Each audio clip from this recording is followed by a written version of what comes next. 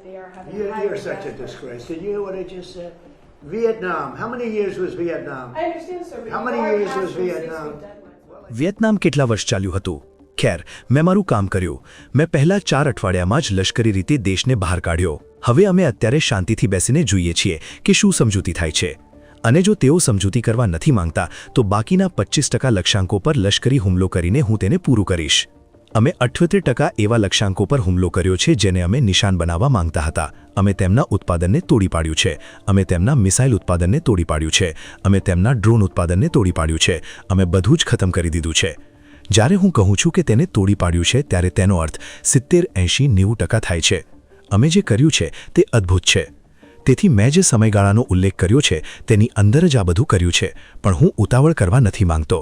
તમે જાણો છો, કારણ કે દરેક સમાચારમાં એવું કહેવાય છે કે ઓ, ટ્રમ્પ સમયના દબાણ હેઠળ છે. હું નથી. ના, તમે જાણો છો કે સમયના દબાણ હેઠળ કોણ છે? તેઓ છે.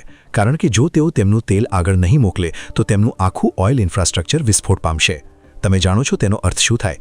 કારણ કે તેમની પાસે તેને સંગ્રહિત કરવા માટે કોઈ જગ્યા નથી. અને તેમની પાસે સંગ્રહ કરવાની જગ્યા ન હોવાથી જો તેમને તે રોકવું પડશે તો ભૂગર્ભમાં એવું કંઈક થશે જે ફક્ત લેન્જ સમજાવી શકે છે.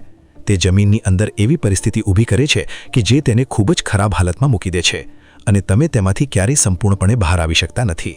તમે 50-60% રિકવરી કરી શકો છો, પરંતુ તે ક્યારે અત્યારે જેવું છે તેવું પાછું મેળવી શકાતું નથી. અને આવું થાય તે પહેલાં તેમની પાસે હવે માત્ર ગણતરીના દિવસો બાકી છે.